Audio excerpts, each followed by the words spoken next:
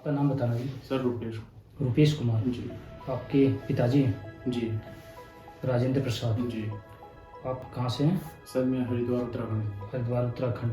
जी। पिताजी की उम्र 63 65 हो रही है उनकी। और 65 जी। ठीक है जी। आप मेरे पास आए थे 18/4/2022। जी सर। और आज हो गया आपका 12/10/2022। जी। अप्रोक्सीमेट कितने दिन हो गए आपको? 6 महीने हो गए। 6 मंथ हो गए। जी। ठीक है, तो एक बार शुरुआत से बताना, आपके पिताजी को स्टार्टिंग में क्या दिक्कत हुई थी और कहाँ कहाँ ट्रीटमेंट कराया था आपने? उनके पे सबसे पहले लेफ्ट साइड किडनी में ट्यूमर बताया था। ठीक है। पढ़ने की ट्यूमर है। ठीक है। वो फट गया था तभी और ब्लड आ गया था टॉयलेट में। अच्छा जी। ब्लड आ गया था बहुत ज़्यादा। फिर चंडीगढ़ ऑपरेशन हुआ था उनका 2016 में। ठीक है।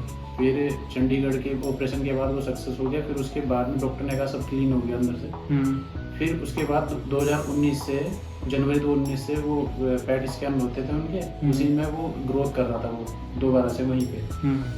फिर उनकी कीमो चली 2 साल तक पीजीआई चंडीगढ़ से। उसमें वो मतलब होता था, हल्का इंक्रीज होता था, फिर डिक्रीज हो जाता था, फिर इंक्रीज फिर डिक्रीज, ऐसे चलता था। फिर उससे कोई मतलब बेनिफिट नहीं मिला उसे। फिर उनकी तबीयत ज़्यादा खराब हो गई। उसी को चलते हुए पूरी बॉडी में रिएक्शन हो गया था। ठीक है। फिर हमने वहाँ से वो बंद कर दिया कि एलोपैथी का करा नहीं, क्योंकि 2.5 साल हो गए कीमो चलते हुए, उनकी बॉडी को बहुत ज़्यादा साइड इफेक्ट हो गया था। पैरों में सूजन रहती थी, पैर मतलब गल जाते थे बिल्कुल, और हाथ भी दोनों ऐसे हो जाते थे। अच्छा अच्छा, चंडीगढ़ की बात है जी, ये चंडीगढ़ से है। ठीक है। 2.5 साल आपकी चंडीगढ़ पीजीआई में चली। जी सर। कंडीशन ये होगी कि हाथ पैर खुद ही गलने वाला सिस्टम। चंडीगढ़ के चलते हुए हाथ पैर गल जाते थे बिल्कुल, छाले पड़ जाते थे, फिर वो फूट जाते थे। ये कंडीशन थी उनकी पीजीआई। और उनके फिर ये हाथ में भी दर्द रहना शुरू हो गया और स्वेलिंग आ गई इसमें लेफ्ट साइड में, शोल्डर में, और ये हाथ चलना बिल्कुल बंद हो गया। अच्छा अच्छा। 1.5 साल के दौरान फिर आपने से पूछा भी नहीं कि भैया हमारी तो हमने ये बताया भी उनको। उन्होंने एक वो दवाई चलाई थी अलग से कि साइटिका की प्रॉब्लम है, ये इस वजह से हो रहा है। अच्छा। उससे भी कोई इम्प्रूवमेंट नहीं हुआ। फिर एक हमारे कोई रिलेटिव यहाँ पे दिल्ली रहते हैं, उनके पड़ोसी ने आपके बारे में बताया था। उन्होंने यहाँ से दवाई खाने के बाद में उनको आराम हो गया था, उन्होंने छोड़ भी दी दवाई यहाँ से।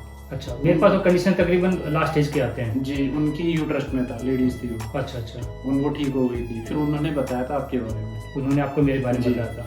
तो आपकी जो कंडीशन थी मेरे पास आने से पहले, वो तकरीबन इतना लगा लो जो कि चंडीगढ़ पीजीआई किसी को रिजेक्ट करता है। जी सर। मतलब कैंसर हॉस्पिटल छोड़ता है तो आपको पता कीमो रेडिएशन कितने कीमो लग गए थे, कितने रेडिएशन लग गए थे? इनकी तो 2.5 साल तक कंटिन्यू ओरल कीमो चली थी। अच्छा अच्छा।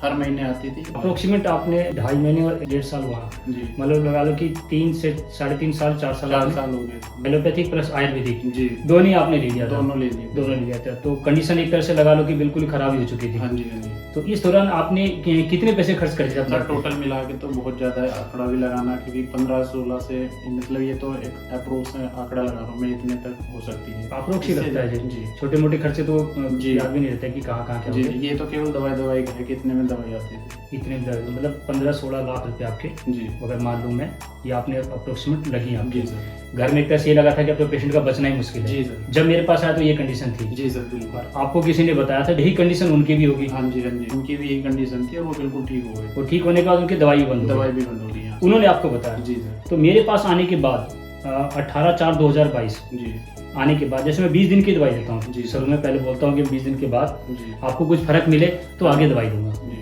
कितना फर्क मिला था मेरी दवाइयों से? सर जैसे उनके ये हाथ में मूवमेंट करना बंद कर दिया था, शोल्डर में, और स्वेलिंग आ गई थी बहुत ज्यादा। हाँ। तो जब आपकी दवाई खाई थी तो स्वेलिंग खत्म हो गई और हाथ में मूवमेंट करना चालू कर दिया। कितने दिन की बात है ये? 20 दिन की बात है सर। 20 दिन में ही इम्प्रूवमेंट हो गया था। 20 दिन में। आज आयुर्वेद को कई लोगों ने सही पूछो तो बदनाम भी किया। आयुर्वेद बहुत फास्ट है और इसको बदनाम किया गया। आयुर्वेद को किसी ने समझा ही नहीं कि आयुर्वेद है क्या। इसी वजह से लोगों का विश्वास भी उठा। आपके घर में तो ये बात तो तय हो चुका होगा कि ये तो पेशेंट नहीं बचेगा और माहौल भी बिगड़ गया होगा घर का पूरा।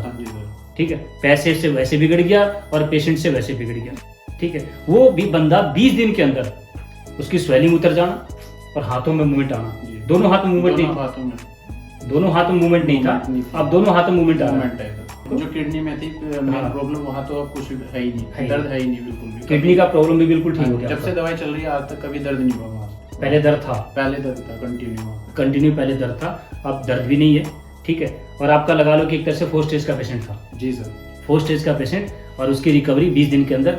किडनी का जो प्रॉब्लम था वो भी ठीक हो गया, जो L4 L5 के अंदर उनके दबाव था वो भी ठीक हुआ, हाथों में मूवमेंट आई। ठीक है, अभी थोड़ी सी प्रॉब्लम आपकी सिर्फ इतनी रह रही है कि पैरों में नहीं है बस, हाँ पैरों की मूवमेंट थोड़ी अभी रही है, लेकिन जो बाथरूम में था जी वो भी ये सही है सर, बाथरूम पता चल जाता है। हाँ, आप उनको उठाकर ले जाते हैं टॉयलेट में ले, अब वो टॉयलेट में जाके बाथरूम करते हैं, अब खुद पेशाब नहीं निकलता उनका। नहीं, ऐसा नहीं। ठीक, तो मैं कह रहा हूँ कैंसर एक सामान्य रोग है जी सर।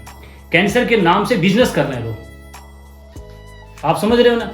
अब कैंसर बोलूंगा तो आपसे अच्छे पैसे ले सकता हूँ मैं, और आज इसी चीज का खुलासा करना चाहता हूं मैं कि कैंसर अगर था तो 20 दिन में कैसे ठीक कर दिया मैंने। सर बहुत सी दवाइयाँ थी, वो रिएक्शन ही इतने ज्यादा होते थे, एक तो पूरी बॉडी वाइट हो गई थी उनकी, पूरे बाल पूरे उड़ गए थे शरीर पे से। हाँ जी जी। और इसकी वो बताया मैंने कि छाले पड़ जाते थे, छाले पड़ना, अपना फूटना, आप लगा लो क्या कंडीशन होगी। धूप में जा नहीं सकते थे वो, अच्छा। ये कंडीशन थी, अगर धूप में चले गए तो पूरी स्किन जल जाती थी जैसे सुई छूटी हो। ऑटोमेटिक जो कीमो लगने के बाद मतलब लगा लो 3-4 साल तक बंदा बेड पे रहे, क्या हाल होगा उसका। और उस बंदे को अगर बोला जाए कि वो 20 दिन रिकवरी लिया तो लगता ना झूठ। और मेरे सभी पेशेंट का यही है, और मैं नहीं कहता कि मैं सबको ठीक कर दूंगा जी। मैं बोलता हूँ 20 दिन में अगर कोई इंप्रूवमेंट पेशेंट को नहीं लगता है मेरी दवाई से, तो मैं खुद ही कह देता हूँ भैया आप इस पेशेंट को आप कहीं और दिखा लो, मैं आगे दवाई नहीं चलाऊंगा। क्योंकि आयुर्वेद में कई लोग रूट करते हैं 3 महीने खानी पड़ेगी, 6 महीने खानी पड़ेगी, इतना मैं पैसे कमा लूंगा, इतना आपसे मैं लूट लूंगा। ये सिस्टम नहीं होगा मेरे पास। ठीक है, 20 दिन में अगर बॉडी ने रिस्पॉन्ड किया मेरी मेडिसिन को तो मैं पेशेंट को आगे चलाता हूँ, नहीं किया तो मैं खुद ही मना कर देता हूँ। अगर आपके पास गाय की व्यवस्था नहीं है तब भी मैं आपको दवाई नहीं दूंगा, ये ध्यान रखना। आज जो भी है सिस्टम सब गाय से है। अब क्या हो रहा है, गाय को तो रख रहे हैं, नंदी को खत्म कर रहे हैं। सर मैंने ये बात बोला था, अगर जिस माता का गर्भधारण टीके से इंजेक्शन से हुआ उसका भी गोबर और गौमूत्र किसी काम करेंगे। आपके पिताजी के ठीक होने का कारण सिर्फ गौ माता है और नंदी, यही बता देता हूँ मैं। देसी गाय माता का होना बहुत जरूरी है। जिसके पास व्यवस्था है घर में रखने की, भैया ले आओ, पेशेंट को ठीक करने का कोशिश करूंगा, गारंटी 1% भी नहीं दूंगा।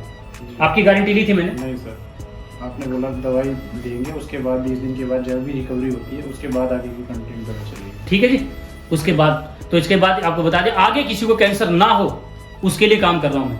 पेशेंट को नहीं बोलता हूं कि मैं ठीक कर दूंगा, कोई गारंटी नहीं है।